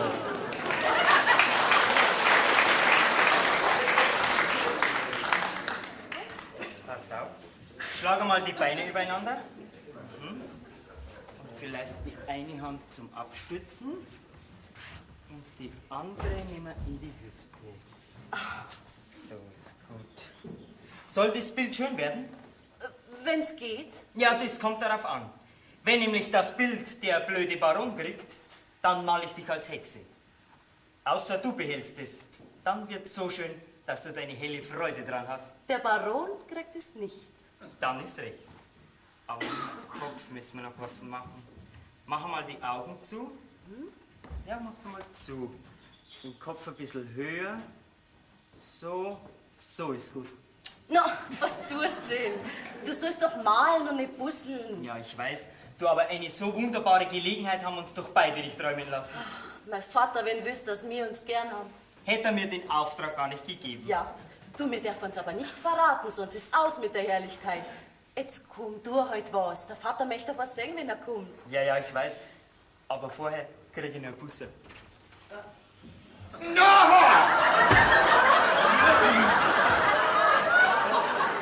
Mich trifft der Schlag. Ja, sagen Sie mal, wie kommen Sie dazu, meine Tochter hier abzuschlecken, ha? Und Sie, dieses charakterlose Weibsbild, lasst es noch gefallen, ha? Ha? So eine Unverschämtheit, schaust du sofort hinauskommen? Wollen Sie jetzt das Bild selber malen, Herr Schweinberger? Das geht in der Trigo, verschwinden's, aber schnell. Gut, ich gehe. Bis zum nächsten Mal, meine Verehrung. Was? Ah! Sag mal, wo nimmt denn dieser Kerl die Schneid her, ha? Wenn er kein Schneid hätte, kann er niemals mein Mann werden. Oder glaubst du, ich möchte dann rausschlappen? Ja, du wirst ja nicht glauben, dass ich den Schwiegervater mach von dem da. Ja. Das Pater Sebastian, diesen Hunger leider. Was hat er denn schon, ne? Der Hunger schaut ihm aus die Augen raus. Du heiratst den Baron aus. So, das hätten wir wieder. Was? Ja. No? Ist die Sitzung schon aus? Ja. Das ist aber schnell gegangen. Jawohl, sehr schnell sogar. Ja, warum? Weil ich den Mann ausgeschmissen hab. Oh Gott sei Ja, stell dir vor, ich komm da rein, der busselt meine Tochter ab, ne? Ja, und, aber warst halt nicht einer gekommen, bist ja selber schuld. und sie lässt es noch gefallen, ha? Was sagst du jetzt da? Das habe ich schon lange gemerkt, dass sich da was anspinnt. Was? Er ist aber auch wirklich ein sehr netter Mensch, der Herr Maler. Xaver, Ja. in den könnte ich mich auch noch verlieben. Was?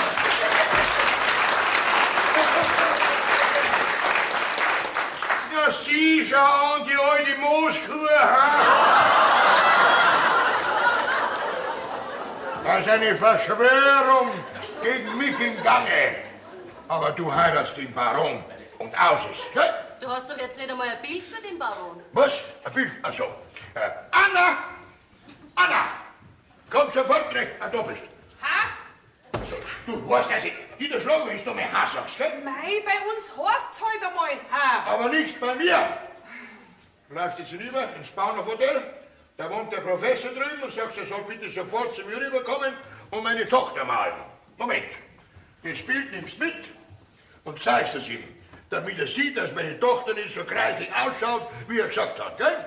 Jetzt sei so lieb und rede ihm zu, dass er auch wirklich rüberkommt. Das kannst du doch, oder? Freilich. Also dann. Ich bin doch nicht so blöd wie du. Was? Wie du allerweise sagst. Sag ich nochmal du zu mir, gell? Sie. Also. Also du, sie kannst dich auf mich verlassen. Ja, hoffentlich, ne? Ja, sowas, ja. Du brauchst den Professor gar nicht kommen lassen. Von dem alten Grauderer lasse ich mich nicht meuen. Das bestimme ich. Ach, Du heiratst den Baron? den heirate ich nicht. Warum denn nicht? Weil ich nicht mag. Was, weil ich nicht mag? Ja, weil ich nicht mag. Ich will dir mal was sagen. Du, die einzige Tochter vom Schweineberger. Jetzt will ich dir mal was sagen. Ja. Der Günther ist ein guter Maler. Ja. Jawohl, der wird bestimmt einmal berühmt. Ja. Es dauert eben alles seine Zeit. Überhaupt werden die großen Künstler erst nach ihrem Tod berühmt. Ja, dann wartest bis er gestorben ist. Und dabei heiratst du den Baron. Ja, das war der klar. Jetzt. Danke. Bist du wieder da? Ja, ich bin ja so gesaust. Und? Er kommt. Der kommt? Ja, Ah, na, das hast du aber brav gemacht, das sage ich dir. gell? Und wann kommt er denn? Gleich, oder? Gleich wieder da sein, weil er hat nämlich seine Pinsel und sein Malerzeug schon zusammengepackt. Na, das heißt, also, wirklich, da muss ich dich loben, meine Liebe. Gell? Ja? Das hat für alles ich fertig gebracht. Brav, sehr brav. Und Sie sagen alle, ich bin ein Trampel. Aber mei, Anna, das Rüstbar hat manchmal so raus, gell? Ja. Ich nehme alle Trampeln zurück. Wenn der Professor kommt, dann lass ihn rein und trampe. Ach, Ja. mei, eine Aussicht, Was ist denn, was ist eine das? Aussicht. Na, jetzt ist er schon da. Also, Freilich. dann lass ihn rein. Genau. Soll ich es ihm sagen? Jawohl, sagt er. Der Herr, das bitte. Einer ist heiß. Mensch, fahr doch endlich ab, du Trampel! Guten Tag, Herr Professor. Sie müssen sofort meine Tochter malen, ne? Also, eins sag ich Ihnen gleich. Was denn? Missen durch einmal gar nichts, ne? Was denn? Aber man sagt halt das so. Das ist ein geläufiges Wort. Sie müssen nicht, aber ich bitte Sie halt zu müssen, dass Sie vielleicht, wenn Sie doch müssen, wenn Sie doch würden, was? Sagen Sie mal, was reden denn Sie überhaupt für ein Zeich zusammen? Ja, aber ist ein bisschen aufgeregt, ne? Wo ist denn überhaupt das Modell? Komm sofort, ich bringe Sie sofort, Herr Professor. Inge, komm sofort raus. Der Herr Professor ist da, der will ich malen, ne? Um Gottes Willen. Was denn? Also, das ist Ihre Tochter. Das ist sie, ja. Genauso habe ich mir's vorgestellt, ne? Warum? Vollkommen uninteressant. Typischer Schweinsmetzger-Typ. Was ist das? Und dann die Haarfrisur, die so abscheulich. Na, Und das Kleid, wo die anhat, ist ja unmöglich. Die sieht ja aus wie ein Papagei. Moment, gell, das Kleid hat 350 Mark gekostet. Sind Sie der Maler oder ich? Na, das sind schon Sie. Na also was Gescheites wird das Bild sowieso nicht werden mit dem Modell. Was? Na und Sie schauen jetzt, dass da rauskommen. Ich möchte da ungestört arbeiten mit dem Modell, ne? Alle Maler schmeißen mich nach. Also mal einen Ton haben Sie an sich. Ja, jetzt fangen Sie auch noch an. Hocken Sie einmal dahin. Na, da auf dem Stuhl, ne? Also unmöglich, wie die aussieht. Und das soll ein Bild werden. Naja, fangen wir an. Machen Sie mal die Augen zu. Den Kopf ein bisschen hoch. So näher drehen. Ja, so wird's passen. Na, sagen Sie mal, was bilden Sie sich überhaupt? Sitzen bleiben und stillhalten. Ja, Moment. Das ist ja... Der Günther. Also was? Ja, Günther. Ich hätte jetzt nicht kennt. Und der Vater ist... Wieder einmal der Hereingefallene. Sag mal, wer bist denn auf die Idee gekommen? Ganz einfach. Du, der Professor war mein Lehrer an der Akademie. Ein hervorragender Künstler. Ja, und weil ich ihn so gut kenne, habe ich ihn für heute parodiert. Also was? Du bist vielleicht ein Spitzbub. Das darf ja nicht wahr sein.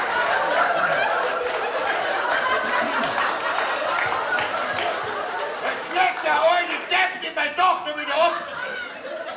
Schaust du nicht, du alter Graut auf, du, hä?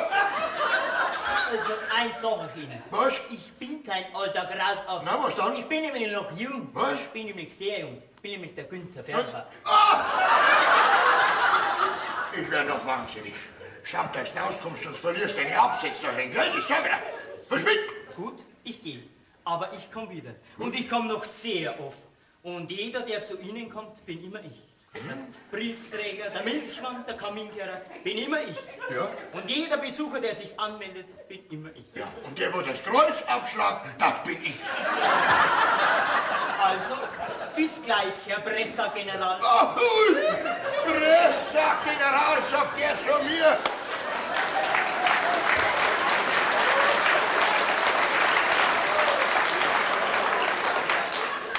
Und du machst damit die einzige Tochter von Xaver Schweinberger.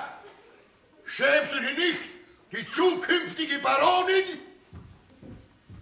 Hey, Ja, hör auf mit dem Hey. der Herr Baron Frankenberg ist draußen. Was?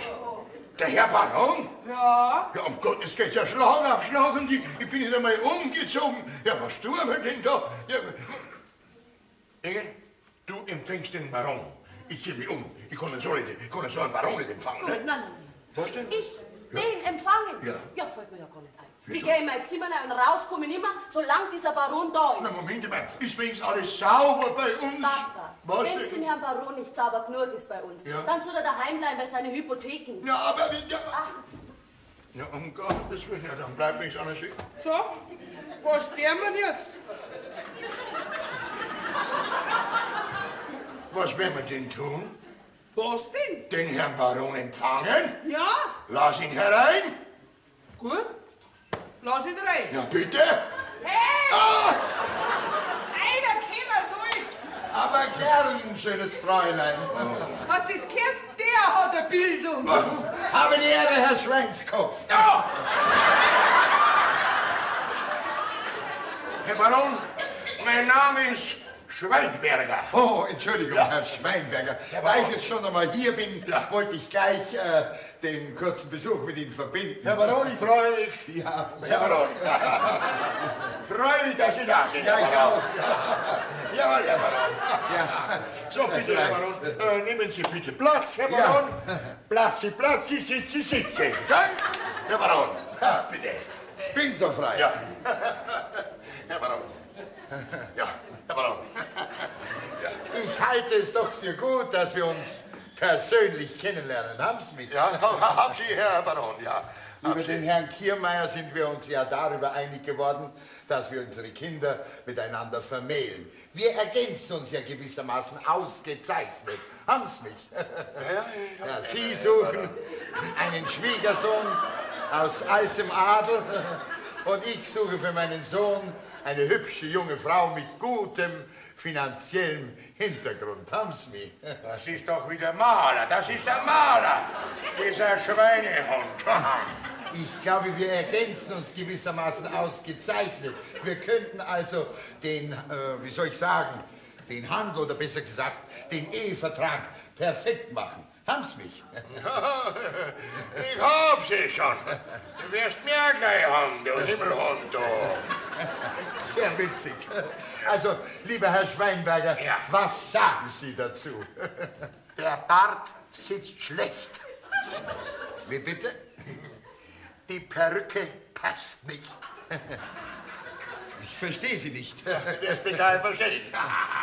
Deine Maskerade wird gleich heruntergezeigt. Au! Hilfe! Ein Verrückter! Hilfe, ein Verrückter, wenn man uns leid. Herr Baron, bitte entschuldigen Sie, der Maler ist schuld. Sie sind ja echt. Um Gottes Willen, das ist ein großer Irrtum. Ja, gut, dass ich vorbeigekommen bin. Beinahe hätte ich die Tochter eines Geisteskranken mit meinem Sohn vermählt. Aber Gott sei Dank bin ich noch dahinter gekommen. Haben Sie mich? Herr Baron, ich bin ja... Ja, reif für die Irrenanstalt. Aber ich werde Sie dahin bringen, wo Sie hingehören. Hilfe! Herr Baron, Moment, Herr Baron.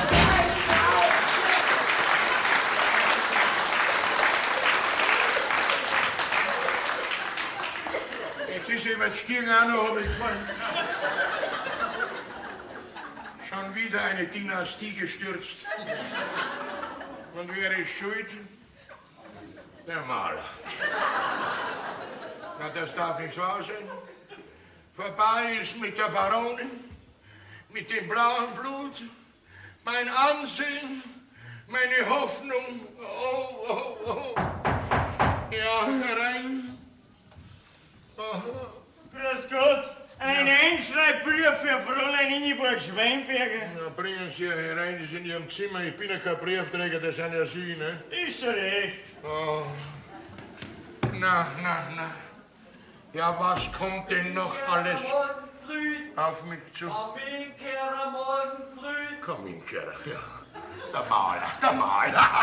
Kaminkehrer, ihr hämischer Kaminkehrer. Jetzt bist du dran, mein Lieber.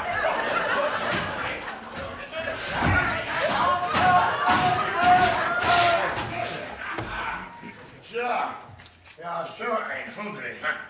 Der ist drunten, der Leber. Bisschen rüstig war er, der Teufel.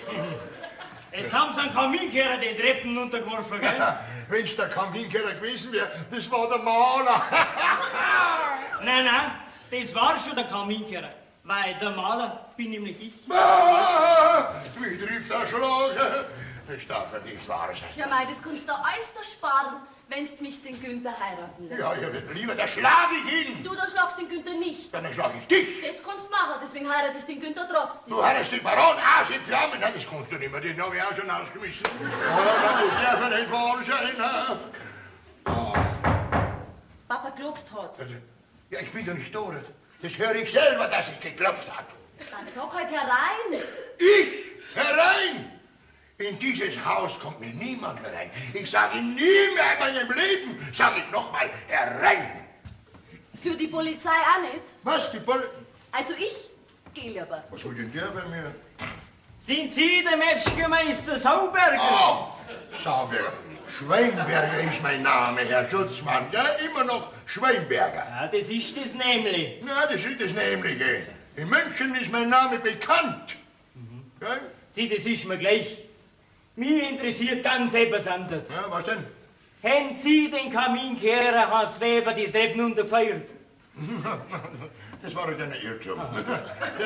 Der Kaminkehrer ist auch ein Freund von mir. Ne? Ich wollte ihn runtertragen, er ist zum Haus gekommen. Ne?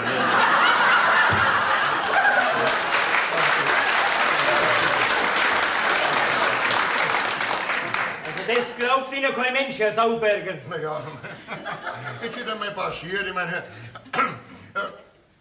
sagen Sie mal, Herr Schutzmann, können Sie mir nicht helfen, können Sie mir einen Rat geben? Ne? Was soll ich jetzt tun?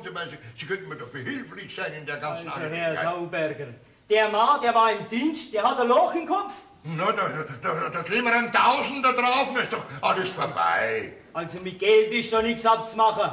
Das ist schwere Körperverletzung im Amt. So? Da müssen Sie sitzen. Das geht mir gerade noch ab. Ja, Sie werden sich wundern, wie Sie sitzen müssen. Na, Herr Ja, da gibt's nur eins. Ja?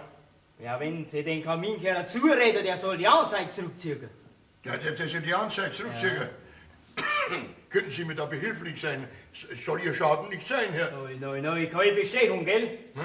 Keine Beamtenbestechung. Das ist auch strafbar. Ja, sitze, ich weiß schon. Ja. Kennen Sie den Kunstmaler Günther Färber? Ja. Der bei Ihnen im Haus wohnt. Ja, der ist mir sehr gut bekannt, mein Lieber. Ja. Das ist nämlich dem Kunstmaler sein bester Freund. Das auch noch, die zwei, die passen zusammen. Ha, die zwei sind alle zwei schwarz. Der eine inwendig, der andere auswendig. Ja, jetzt, wenn Sie den Kunstmaler so weit bringen, dass er den Kaminkehrer zuredet, er soll die Anzeige zurückziehen, dann tut es der Kaminkehrer auch. Jetzt schwätzert Sie halt einmal mit dem Maler. Dem Maler schwätze. Dem HS Kreuz ab, den schlag ich. Dann kann ich Ihnen auch nicht helfen. Dann müssen Sie eben sitzen. Sitze, muss ich sitzen. Mir bleibt nichts anderes übrig. Es müssen Sie dem Schweinehund noch nett sein, ja? Freundlich. Nein, das darf nicht wahr sein. Anna! Anna! Komm raus zu mir! Bitte, wenn du mir Hass sagst, schlag ich den Kopf weg, das sag ich dir, gell? Also, pass auf, Anna, du gehst jetzt hinunter zu dem Maler Färber und sagst, er möchte bitte zu mir raufkommen, ne? Der Maler? Ja, der Maler. Da rauf? Ja, darauf. Ja, den haben sie doch gerade erst runtergeschmissen. Und dann schmeißt man ihn wieder rauf. Also geh zu und sag er schön, raufkommen zu mir. Ne? Aufe, obi, eine ausse. Ja. Dass wir in dem Haus nicht verrückt werden. Ja, da hast du recht. Aber der Erste, wo in diesem Haus verrückt wird, das bin ich. Gott, die Welt schon sowas gesehen. Nein, jetzt muss er noch freundlich aussehen zu dem Maler. Ich kann mich selber in den Hintern beißen. Nein. Also, was sage ich jetzt zu dem Maler? Also, der Eins, also, passen Sie auf, Herr Maler, bitte sind Sie nett und so freundlich. Ja, das ist ja schon herein. Herr Schweinberger, man hat mir gesagt, Sie wollen mit mir sprechen. Ist das kein Irrtum? Am liebsten hau ich an das Kreis ab. Ja, dann gehe ich lieber wieder. Nein, bleibst du, ich tue noch nichts. Dann bin ich beruhigt. Passen Sie mal auf, ist eine peinliche Angelegenheit, was passiert. Ich habe aus Versehen den Kaminkehrer über die Treppe hinuntergeworfen. Ne? Und Sie sind doch ein guter Freund von ihm. Könnten Sie dem Kaminkehrer nicht zureden, dass er die Anzeige zurücknimmt gegen anständigen Betrag als Schmerzensgeld? Naja, das könnte ich schon, wenn ich wollte. Ja. Aber ich sehe keinen Grund, Ihnen den Gefallen zu tun. Nein, weiß schon. Aber ich würde Sie selber auch ganz anständig honorieren. Also, Können verlangen, was Sie wollen. Herr Schweinberger, lassen Sie Ihr Geld lieber stecken, wenn Sie mir sonst nichts anzubieten haben. Ja, ich weiß schon, wo Sie hinaus wollen. Mit dem Baron ist auch nichts mehr. Besser wie gar keiner. Also passen Sie mal auf, also ich mache Ihnen jetzt einen Vorschlag. Wenn Sie das zustande bringen, dass der Kaminkehrer die Anzeige gegen mich zurücknimmt, dann kriegen Sie die Hand von meiner Tochter. Ist es Ihr Ernst? Habe ich schon mal einen Spaß gemacht. Also gut, es gilt. Ja? Gut, Abgemacht, abgemacht. lieber Schwiegervater.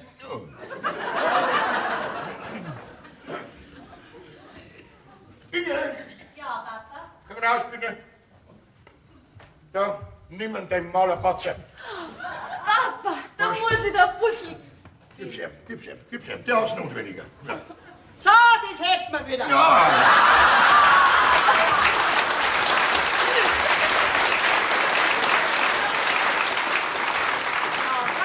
Was denn? Ist jetzt endlich wieder vernünftig geworden. Ha? Ach was. Aber das mit dem Kaminkehrer, gell, das bringst du in Ordnung, ne? Mein Wort drauf. Ja? Normalerweise müsstest du mir ja dankbar sein, dass du so ein nettes Mädel bekommst, wo so viel dahinter steht, ne? Mein lieber Schwiegervater, Was? das interessiert mich alles nicht. Was? Das interessiert dich nicht? Ich lege keinen Wert drauf. Er legt keinen Wert drauf, wo so viel da ist. Ja, mit was möchtest denn du eine Familie ernähren? Ha? Mit deiner Malerpatzerei? Genau.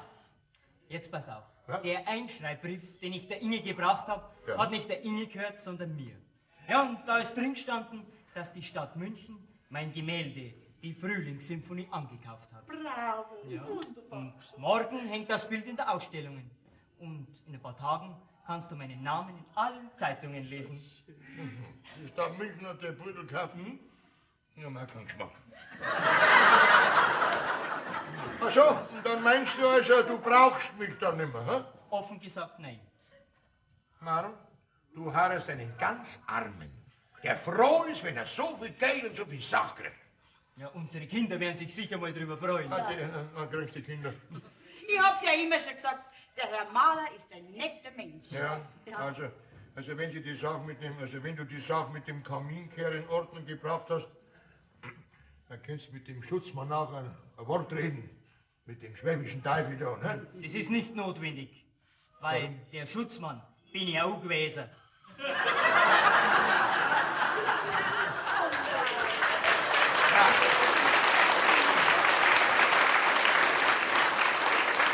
Das ist doch ein hundsgemeiner Bazi, ha?